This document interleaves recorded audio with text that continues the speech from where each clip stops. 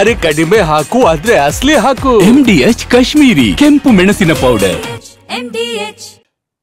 ಗೊಬ್ಬರ ಗುದ್ದಾಟ.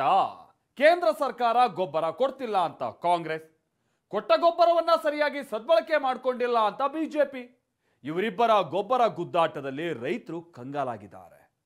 ಕೊರತೆ ವಿಚಾರವಾಗಿ ಸಮರಕ್ಕೆ ಇಳಿದಿರುವಂತಹ ನಾಯಕರು ಕೆಸರೆರಚಾಟದಲ್ಲಿ ತೊಡಗಿದ್ದಾರೆ. ಆದರೆ ಮಳೆ ಬಿದ್ದ ಖುಷಿಯಲ್ಲಿ ಗೊಬ್ಬರ ಖರೀದಿಗೆ ಬಂದ ರೈತರಿಗೆ ಗೊಬ್ಬರ ಮಾತ್ರ ಸಿಗ್ತಾ ಇಲ್ಲ. ಇವತ್ತು ಕೂಡ ಹಲವು ಕಡೆ ರೈತರು ತಮ್ಮ ಆಕ್ರೋಶವನ್ನ ಹೊರಹಾಕ್ತಿದ್ದಾರೆ. ಇದರ ನಡುವೆನೇ ನಾಳೆ ಬಿಜೆಪಿ ರೈತ ಮೋರ್ಚಾ ರಾಜ್ಯಾದ್ಯಂತ ಪ್ರತಿಭಟನೆಗೂ ಕರೆ ಕೊಟ್ಟಿದೆ.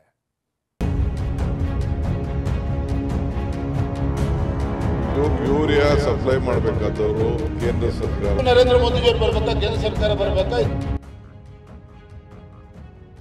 ನಾವು ಕೇಳಿದಷ್ಟು ಗೊಬ್ಬರ ಕೊಡ್ಬೇಕಲ್ಲ. ನಮ್ಮ ಹತ್ರ ಏನ್ ಸ್ಟಾಕ್ ಇದೆ ಅದನ್ನ ಎಲ್ಲರಿಗೂ ಹಂಚ್ತಾ ಇದ್ದೇವೆ. ಈಗ ಕೇಂದ್ರ ಸರ್ಕಾರಕ್ಕೆ ಪತ್ರ ಬರೆಯೋದಲ್ಲ.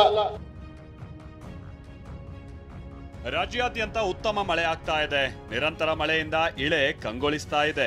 ವರುಣನ ಕೃಪೆಗೆ ರೈತನ ಮೊಗದಲ್ಲಿ ಮಂದಹಾಸ ಮೂಡಿದೆ. ಉತ್ಕೃಷ್ಟ ಬೆಳೆಯ ನಿರೀಕ್ಷೆಯಲ್ಲಿರೋ ರೈತ ಈ ಬಾರಿ ಉತ್ತಮ ಫಸಲು ತೆಗೆಯೋ ಕನಸು ಹೊತ್ತು ಹೆಜ್ಜೆ ಇಟ್ಟಿದ್ದಾನೆ. ಹೀಗೆ ಹೆಜ್ಜೆ ಇಟ್ಟ ಅನ್ನದಾತನಿಗೆ ಗೊಬ್ಬರದ ಕೊರತೆಯ ಕಲ್ಲು ಎದೆಗೆ ಬಡಿದಿದೆ.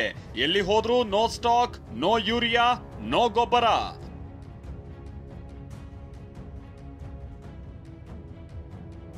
ಉತ್ತಮ ಬೆಳೆ ನಿರೀಕ್ಷೆಯಲ್ಲಿದ್ದ ರೈತರಿಗೆ ಗೊಬ್ಬರ ಕೊರತೆಯ ಬರೆ. ನೋ ಸ್ಟಾಕ್ ಬೋರ್ಡ್ ಇಂದ ಕಂಗೆಟ್ಟ ಅನ್ನದಾತ, ಕೇಳೋರಿಲ್ಲ ಗೋಳು. ನಾಳೆ ರಾಜ್ಯಾದ್ಯಂತ ಬಿಜೆಪಿ ಹೋರಾಟ.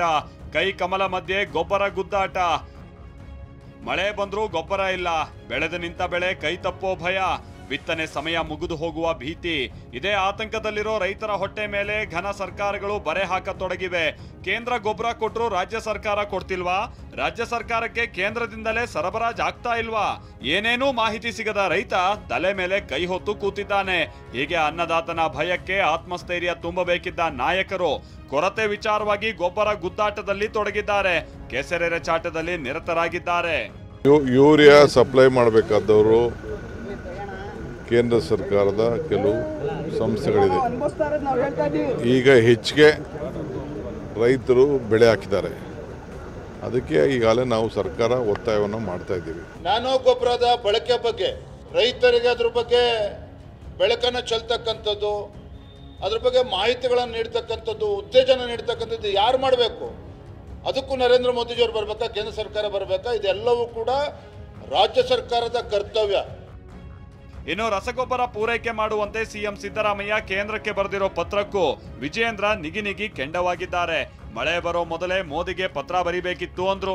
ಇದಕ್ಕೆ ತಿರುಗೇಟು ಕೊಟ್ಟಿರೋ ಪರಮೇಶ್ವರ್ ಕೇಂದ್ರದಿಂದಲೇ ಗೊಬ್ಬರ ಪೂರೈಕೆ ಆಗಿಲ್ಲ ಅಂದಿದ್ದಾರೆ. ಇದಕ್ಕೆ ಪಂಚ್ ಕೊಟ್ಟ ವಿಜಯೇಂದ್ರ 2.5 ಲಕ್ಷ ಮೆಟ್ರಿಕ್ ಟನ್ ಗೊಬ್ಬರ ಎಲ್ಲೋಯ್ತು ಅಂತ ಪ್ರಶ್ನಿಸಿದ್ದಾರೆ. ಈಗ ಕೇಂದ್ರ ಸರ್ಕಾರಕ್ಕೆ ಪತ್ರ ಬರೆಯೋದಲ್ಲ, ಮುಂಚಿತವಾಗಿ ಇದ್ರ ಬಗ್ಗೆ ಚರ್ಚೆ ಮಾಡಿ ಇಲಾಖೆ ತೀರ್ಮಾನ ತಗೊಂಡು ಮುಂಚಿತವಾಗಿ ಕೇಂದ್ರ ಸರ್ಕಾರಕ್ಕೆ ಮನವಿ ಮಾಡಬೇಕಾಗಿತ್ತು. ನಾವೇನ್ ಕೇಳ್ಕೊಂಡಿದ್ದೇವೆ ಅಷ್ಟನ್ನ ಕೊಟ್ಟಿಲ್ಲ. ಯೂರಿಯಾ ಕಡಿಮೆ ಇದೆ, ಅದಕ್ಕಾಗಿ ಜನ ಇವತ್ತು ಯೂರಿಯಾ ಬೇಕು ಅಂತೇಳಿ ಕೇಳ್ತಿದ್ದಾರೆ. ಸ್ವಾಭಾವಿಕವಾಗಿ ನಮಗೆ ನಾವು ಕೇಳಿದಷ್ಟು ಗೊಬ್ಬರ ಕೊಡ್ಬೇಕಲ್ವಾ? ನಾವು ಕೇಳಿದಷ್ಟು ಗೊಬ್ಬರ ಕೊಡ್ಬೇಕಲ್ಲ. ನಮ್ಮ ಹತ್ರ ಏನ್ ಸ್ಟಾಕ್ ಇದೆ ಅದನ್ನ ಎಲ್ಲರಿಗೂ ಹಂಚ್ತಾ ಇದ್ದೇವೆ. ಇವತ್ತು ಕೇಂದ್ರ ಸರ್ಕಾರದಿಂದ 8,70,000ಕ್ಕೂ ಹೆಚ್ಚು ಮೆಟ್ರಿಕ್ ಟನ್ ಇವತ್ತು ಯೂರಿಯಾ ಬಂದಿದ್ರು ಸಹ ಇವತ್ತು 5,5 ಲಕ್ಷ ಹೊತ್ತು ಮಾರ್ಕೆಟಲ್ಲಿ ಇದೆ. ಆದರೆ ಇನ್ನು ಉಳಿದಿರ್ತಕ್ಕಂಥ 2.5 ಲಕ್ಷ ಮೆಟ್ರಿಕ್ ಟನ್ ಏನಾಗಿದೆ ಹಾಗಾದ್ರೆ? ಇನ್ನು ಟ್ವೀಟ್ ಮಾಡಿರೋ ವಿಪಕ್ಷ ನಾಯಕ ಆರ್ ಅಶೋಕ್ ಅನ್ನ ನೀಡೋ ರೈತರಿಗೆ ಕಾಂಗ್ರೆಸ್ ಸರ್ಕಾರ ಮಣ್ಣು ಮುಕ್ಕಿಸಿದೆ ಅಂತ ಕಿಡಿಕಾರಿದ್ದಾರೆ. ನಾಳೆ ಬಿಜೆಪಿ ರೈತ ಮೋರ್ಚಾದಿಂದ ಪ್ರತಿಭಟನೆ. ರಾಜ್ಯ ಸರ್ಕಾರವೇ ಗೊಬ್ಬರ ಕೊರತೆಗೆ ಕಾರಣ ಅಂತ ಆರೋಪಿಸ್ತಾ ಇರುವ ಬಿಜೆಪಿ ರೈತರ ಸಂಕಷ್ಟವನ್ನ ಮುಂದಿಟ್ಟು ಹೋರಾಟಕ್ಕೆ ಪ್ಲಾನ್ ಮಾಡಿದೆ. ನಾಳೆ ರಾಜ್ಯಾದ್ಯಂತ ಹೋರಾಟಕ್ಕಿಳಿಯಲಿದೆ. ಬಿಜೆಪಿ ರೈತ ಮೋರ್ಚಾದ ಕಾರ್ಯಕರ್ತರು ಜಿಲ್ಲೆಯಲ್ಲೂ ಪ್ರತಿಭಟಿಸಲಿದ್ದಾರೆ. ಭಾರತೀಯ ಜನತಾ ಪಾರ್ಟಿ ನಾಳೆ ದಿನ ರಾಜ್ಯಾದ್ಯಂತ ನಾವು ನಮ್ಮ ರೈತ ಮೋರ್ಚಾ ವತಿಯಿಂದ ನಾಳೆ ಹೋರಾಟವನ್ನು ಕೂಡ ನಾವು ಕೈಗೊಳ್ತಾ ಇದ್ದೇವೆ ಪ್ರತಿ ಜಿಲ್ಲಾ ಕೇಂದ್ರಗಳಲ್ಲಿ. ಇನ್ನು ದಾವಣಗೆರೆ ಬಿಜೆಪಿ ಒಂದು ದಿನ ಮುಂಚಿತವಾಗಿಯೇ ಪ್ರತಿಭಟನೆಗಿಳಿದಿದೆ. ಹೊನ್ನಾಳಿಯಲ್ಲಿ ಟೈರ್ಗಳಿಗೆ ಬೆಂಕಿ ಹಚ್ಚಿ ಆಕ್ರೋಶ ಹೊರಹಾಕಿದ್ದಾರೆ. ಕೇಂದ್ರ ಸರ್ಕಾರದ ವಿರುದ್ಧ ಆರೋಪ ಮಾಡೋದು ಸರಿಯಲ್ಲ ಅಂತ ನಿಗಿ ಕೆಂಡ ಆಗಿದ್ದಾರೆ. ರಾಜಕೀಯ ಜಟಾಪಟಿಗಳು ಏನೇ ಇರಲಿ, ರೈತರ ಗೋಳು ಮಾತ್ರ ಕಡಿಮೆ ಆಗಿಲ್ಲ. ದಾವಣಗೆರೆ ಜಿಲ್ಲೆ ಮಾಯಕೊಂಡದಲ್ಲಿ ಗೊಬ್ಬರಕ್ಕಾಗಿ ನೂಕುನುಗ್ಗಲು ಉಂಟಾಗಿದೆ. ಕೃಷಿ ಸಹಕಾರ ಪತ್ತಿನ ಸಂಘದ ಮುಂದೆ ರೈತರು ಕ್ಯೂ ನಿಂತಿದ್ದಾರೆ.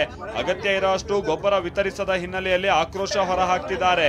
ಹೀಗಿದ್ರೂ ನಮ್ಮ ಜಿಲ್ಲೆಯಲ್ಲಿ ಹೆಚ್ಚಿನ ಸಮಸ್ಯೆ ಇಲ್ಲ, ದಾಸ್ತಾನು ಮಾಡಿ ಕೃತಕ ಅಭಾವ ಸೃಷ್ಟಿಸಿದ್ರೆ ಕ್ರಮ ತೆಗೆದುಕೊಳ್ತೀವಿ ಅಂತ ಸಚಿವ SS ಮಲ್ಲಿಕಾರ್ಜುನ ವಾರ್ನಿಂಗ್ ಕೊಡ್ತಿದ್ದಾರೆ. ನಮ್ಮ ಜಿಲ್ಲೆದಾಗ ಹಾವೇರಿ ಇದು ಕಂಪೇರ್ ಮಾಡಿದ್ರೆ ಸ್ವಲ್ಪ ಉತ್ತಮ ಅಂತ ಏನು ತೊಂದರೆ ಆಗಿಲ್ಲ. ಆ ಒಂದು ದೃಷ್ಟಿಕೋನದಾಗ ಒಂದು ಸ್ವಲ್ಪ ಅಭಾವ ಬಂದೈತಿ, ಆದರೂ ಈಗ ಸಾಲ್ವ್ ಆಗ್ತಾ ಇದೆ. ವ್ಯಾಪಾರಸ್ಥರು ಈಗೇನಾಗೈತಿ, ವ್ಯಾಪಾರಸ್ಥರದ್ದು ಒಂದು ಶಾರ್ಟೇಜ್ ಆಕತಿ ಅಂತ ಸ್ಟಾಕು ಮಾಡ್ಯಾರ. ಅವನು ಎಲ್ಲವೂ ಸೀಸ್ ಮಾಡಿ ಹೊರಗೆ ಹಂಚಕತ್ತಿ. ಕೊಪ್ಪಳದ ಬೆಟಗೇರಿಯಲ್ಲಿ ಗೊಬ್ಬರ ಸಿಗದೇ ಇದ್ದದ್ದಕ್ಕೆ ರೈತರು ರೊಚ್ಚಿಗೆದ್ದಿದ್ದಾರೆ. ಗೊಬ್ಬರ ಸಿಗದೆ ಬೆಳೆ ಹಾಳಾಗ್ತಿದೆ ಅಂತ ಆಕ್ರೋಶ ಹೊರಹಾಕ್ತಿದ್ದಾರೆ. ಸೊಸೈಟಿಗೆ ಬೀಗ ಹಾಕಿ ಆಕ್ರೋಶ ಹೊರಹಾಕಿದ್ದಾರೆ.